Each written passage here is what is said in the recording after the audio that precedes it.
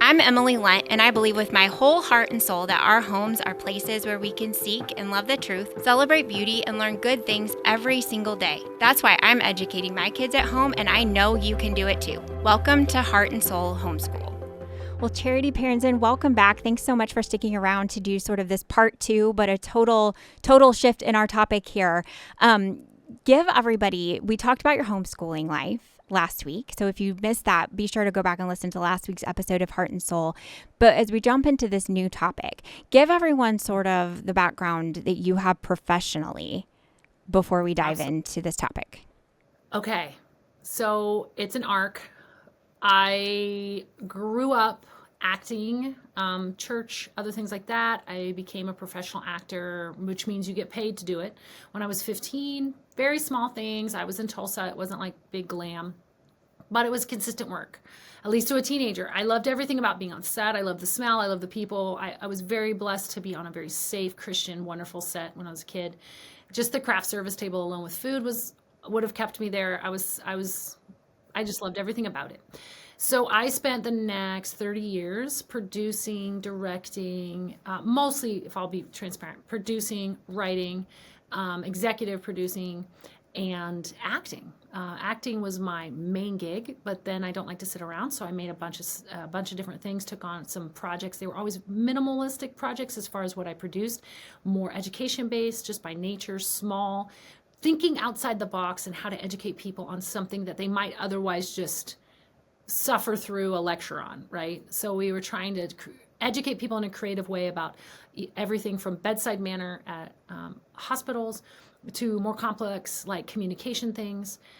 In and amongst all of this, I was asked a favor. I was asked, could someone please, could I just consult with this not-for-profit who dealt with human trafficking? I happened to know what the word meant because when I was 19 years old, I traveled through Thailand on my way to Nepal, Asia, where I spent 2 months on a mission trip. And I came back through Thailand. And while we were there, just driving back and forth between the hotel and the airport, we passed at least one or two brothels. And keep in mind, I was 19 years old. And when I was 19 years old, these girls looked like babies to me. So that stood out to me. Because again, I'm a 19-year-old saying these are children. So I just remember someone explaining, what human trafficking was and being so bothered by it, and I moved on. So here comes my professional life. I move forward, and God wastes nothing, ladies. So I was a mom of three boys at that time. My baby was one. I already had built up this professional career. I was starting to significantly wind down in commitments. 3 kids is a lot. I wanted them to know their mom. I was able to take on freelance work my whole motherhood up until a point which I felt was a nice meet in the middle. Professionally, kind of was spoiled. I could keep my toe in the pool and maybe go for a swim and then get back out and be mom, which I know for a lot of us, that is such a good bucket filler because we want our buckets to just fill full. Not everybody has that luxury. God was calling me more and more away from that, which I will be very transparent, grieved my heart. It was hard for me. I now see the plan he had for me and it makes total sense. But at the time I was just being obedient, but I wasn't joyful about it. But I love my kids more than I love myself and my career. So in comes this opportunity to be a producer liaison on a human trafficking fundraiser. And I learned about modern day human trafficking. I learned what happens in the United States. Because for me, it was an over there in Thailand problem, right? It was an over there in Asia or India, Africa problem. Gosh, that's super sad, but what can I do? I live in America. And then it became a very Sorry to interrupt, but I think that's a very common perspective that we've had here until probably very recently. It wasn't really in our lexicon as Americans. So it was something that you would hear the missionary at church talking about, or, maybe something like you said that you'd hear on the news, but it was always happening somewhere else. And all the while, I think you're probably about to say this, it's happening right here under our noses, right? Oh my gosh. So here I am learning about how it's right here in the United States. And like you just said, that's not in my lexicon. Like, I'm like, no, I'm a highly educated person, or so I think of myself. I mean, it's Anyway, God dealt with me on pride. But you're educated, you're smart, you're a mom, you're this, you're that, you're whatever, you're well traveled. I don't know what all the words we want to throw out there that sound super bougie. So how could I not know? I mean, how could I not know? And so I think a big part of this is allowing your pride to subside enough to where you have to admit you don't know everything. And you have to admit there is evil in this world that is even darker than the evil you've experienced on a level you can't wrap your head around. And it's real and it's happening now. And what God showed me through this process of initially being hired on as a liaison, that project never got funded and never went through. So here I learned all this intense information. I was reading books, which, sidebar, God told me to stop because it was grieving my heart so much I was starting to have nightmares. So before I even start down this path, I want to just give a very strong warning. I do not go nitty gritty. I do not go weird. So if this is concerning to you and you have a teenager in the room, I won't say anything that's inappropriate for them to hear, but I say this to say I did go nitty gritty. I did read testimonials. I did listen to people, and I was having nightmares about my children being stolen out of their bed. And I would wake up from nightmares crying or shaking or sweating. And I felt like the Lord dealt with me on that. And he showed me, and this is really important, ladies, he showed me that he did not call me to do anything beyond the capacity I was already equipped to do. He called me to fulfill my part of this fight with my time, yes, with my talents, and with what I already knew. I didn't need to go be a police officer. I didn't need to go be an FBI agent. I certainly didn't need to traumatize myself, because that's what was happening to me personally, by learning too many survivor stories. I needed to know the bones of what was happening, and I needed to say, where are my skills? Well, my skills was media. My skills was, I'm good at research. I'm good at hiring a team. I'm good at finding really, really smart people and putting a camera in front of their face and asking them, honestly, very good, educated questions, because I will read enough to ask intelligent questions. And I will say, like, that's been a win-win for me. It helps me learn. And then I edit that information together, synthesize it, and then I feed it to the masses, or to at that time, the frontliners, the medical professionals, the law enforcement officers, the teachers, anyone who's dealing with kids who might come across their path that are vulnerable, could be being trafficked, are being trafficked, or are in serious danger of something bad happening to them. So I didn't have to reinvent myself to help in the human trafficking arena. God just simply said, take the tools you already have and do something. So I think that's really important. It's so important, and it's especially powerful. I think you and I were just talking before we hit record.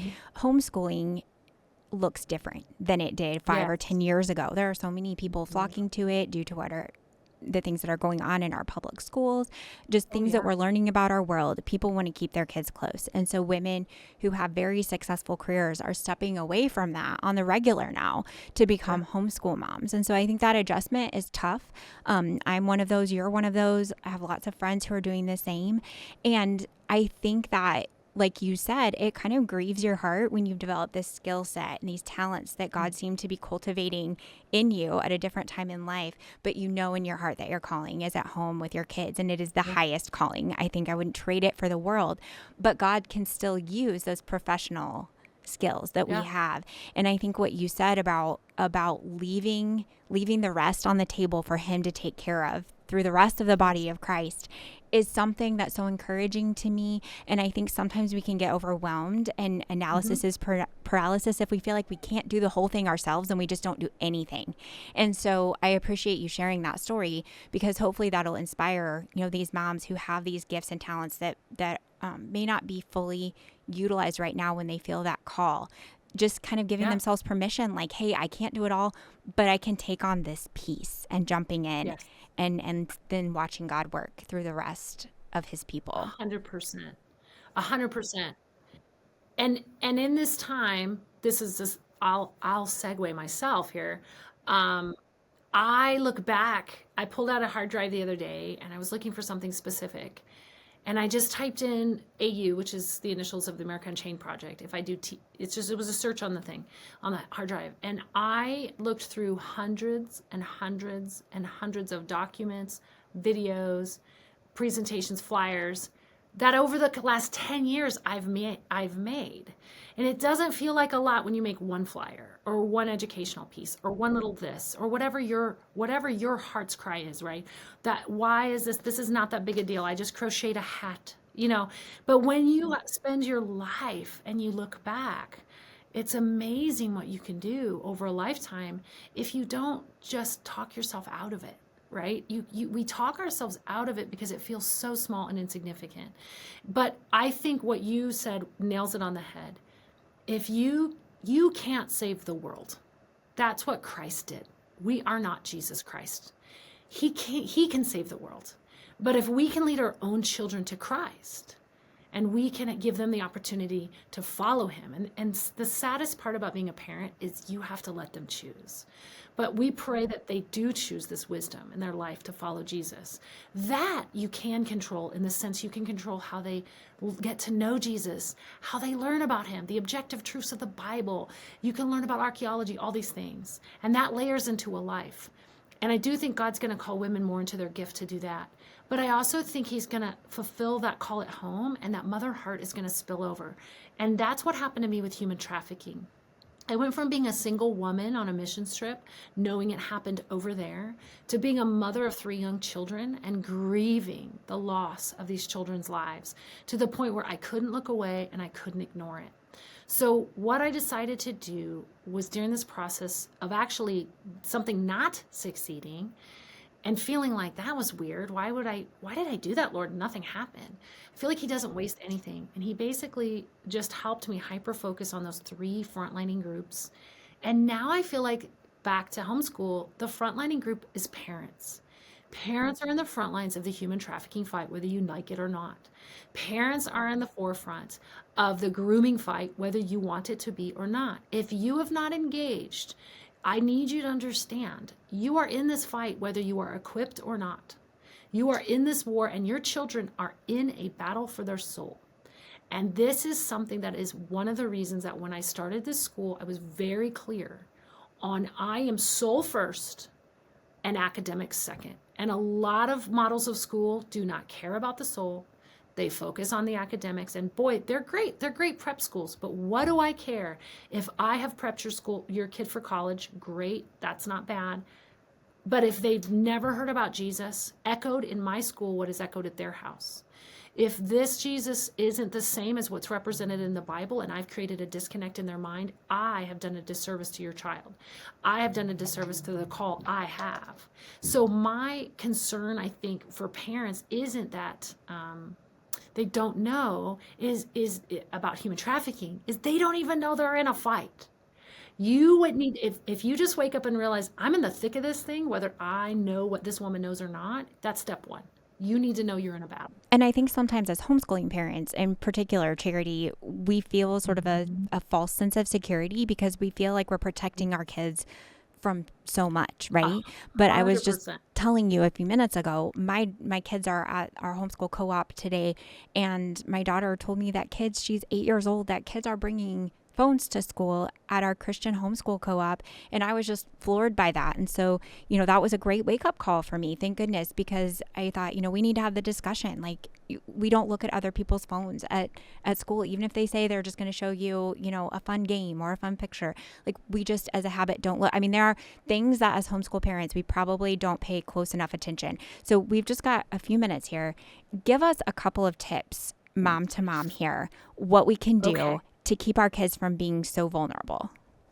So before I even start, I will absolutely do that, but I want you to not feel like you have to take gregarious notes. I don't want you to feel like, oh my gosh, I'm going to have to rewind this 100 times. I'm going to start with my website, go there, and find all the resources that are free, okay?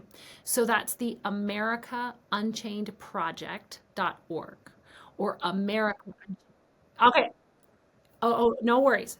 It's going to be in the show notes, ladies, but just know, go to my website. If any of this is lost in translation, or if you're driving down the road, please know I've got some sort of download for you. You're in safe hands, and on YouTube also. So just to put that aside. So now I'm just going to talk to you like we're friends. The 3 biggest tips I can give you is no internet access in their room ever. ever. You better bank that phone, you better bank that iPad, you better bank that computer, and you better let them be in the middle of the universe with it at any given time. This goes for my boys. My oldest son will tell you. He stops at the bottom of the stairs to text his friends, and then he sets it down and he's like, ugh. But I'm like, no, he can't take it up to his room. He can't go anywhere outside my purview. And I tell him, this is not about you. This is about the world getting you. And then you're in my house. This is how we roll, right? Yes, you do need to monitor your children online. I don't care how old they are. He's 18. We have different, and I will send this to you. I don't have the name off the top of my head because we switched it. I will send you the actual filters that actually work, but you need filters that just show you what your children are doing, and here's why. The phone has falsely become about privacy. Your children do not deserve adult level privacy. I would say most adults don't deserve adult level privacy, if I'm being perfectly frank. Because if you're engaging in looking at pornography, you're engaging in human trafficking. I'm just going to put it out there. 52% of all pastors in the U.S. struggle with regular pornography use. This is a human issue, guys. This isn't about shame and blame. This is just about reality. So this is an industry that is seeking your children. We've got to just wake up and realize it's an industry, an industry, an industry. It's seeking out your child. They do not care if your child is the one being trafficked and shown online or the one consuming the trafficking. They make money either way. So I need to make that crystal clear. We need to flip the script on how we're looking at this. This is bad. They need filters. And I would say if your child has internet access on a regular basis below the age of 12, you need to be sitting with them. And yes, I said below the age of 12. Any social media, you better be on it. You better be their friend and you better be a hawk. And if you don't have the time, they shouldn't be on social media.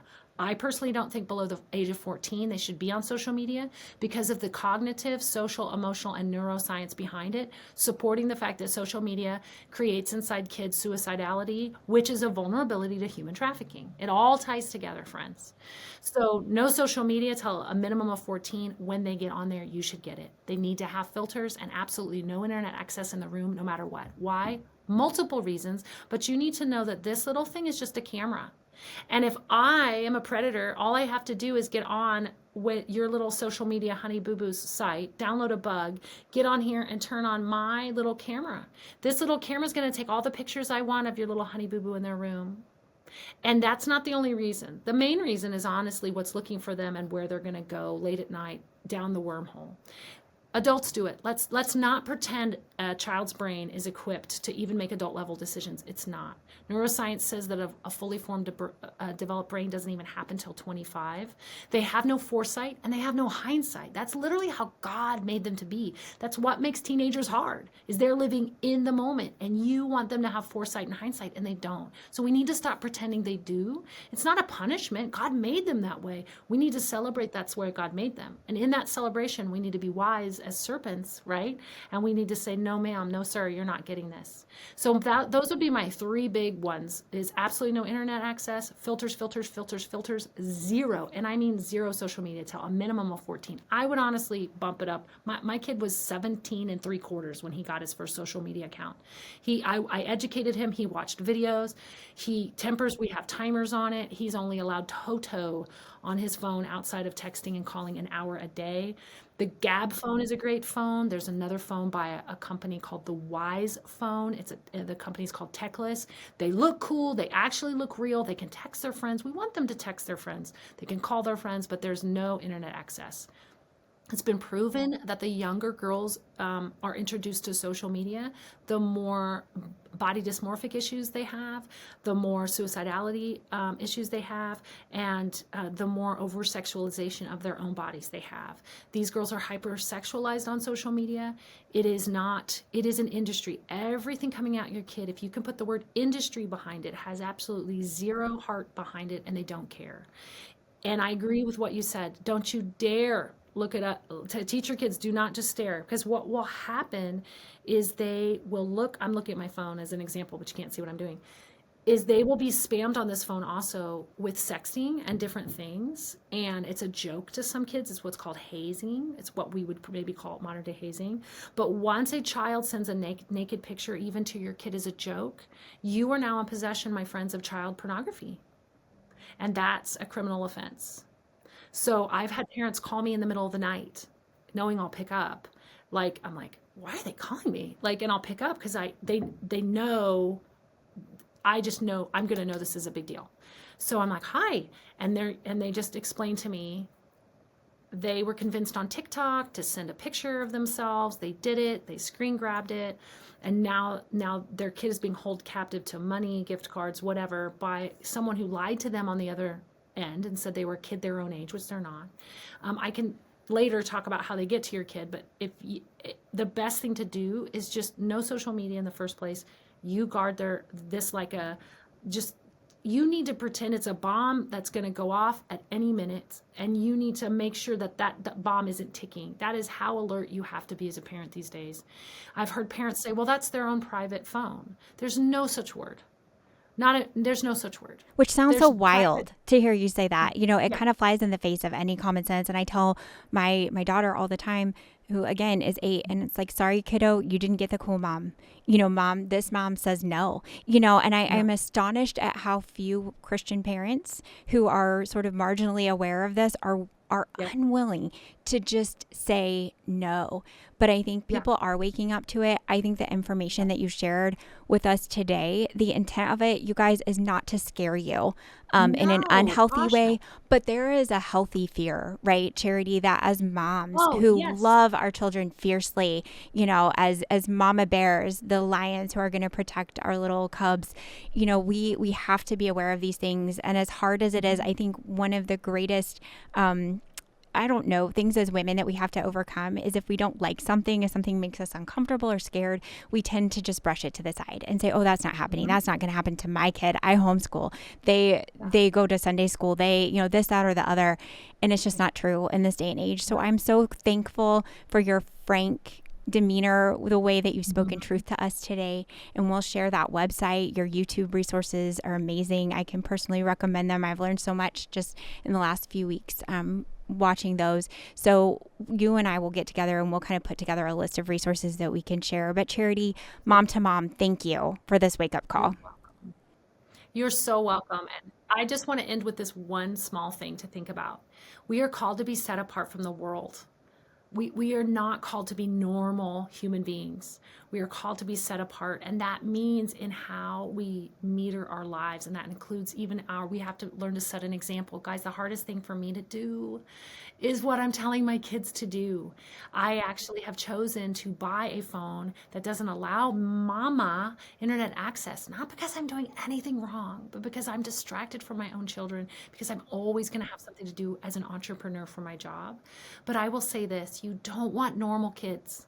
You want healthy kids. And this is not a formula for health. We won't go into the neuroscience because we've got to go. But guys, I'm telling you, the neuroscience behind it is there. God created our body, mind, and soul to connect. And this is a wormhole eating away at this generation. And you are good mamas or you would not be listening to this podcast. So I just want to double down. This is not about shame or guilt. This is about equipping ourselves with information we simply didn't have and using that information to back up the why that's already probably in your gut. It's probably already there. And you're like, but I can't explain why. And there are times, guys, they don't need to know why. Your kids don't need to know why. You just need to say, because I love you and I'm protecting you from things you don't need to know about right now. And they're not going to like it. But you know what? That's okay. We're going to protect them and we will be standing before God the Father one day. And we can say with a pure heart, once I knew, I changed and I did something about it and I did my best. And He's going to be so proud of us, mamas. And if you need a virtual high five, I'm doing it right now. It's going to be hard, but it's going to be, you're going to have a healthy kid. And that's what we all want, is healthy, Christ-following kids. Yeah, that's amazing encouragement. Thank you, Charity. I appreciate it so much. And to everyone that tuned in this week, thank you. And I hope that you'll join me next time for the next episode of Heart and Soul Homeschool. Heart and Soul Homeschool is a podcast presentation of the Herzog Foundation. The views and opinions expressed on the show are those of the host and guests and not necessarily the views of the Herzog Foundation. Be sure to like and subscribe to the show so you never miss an episode of Heart and Soul Homeschool.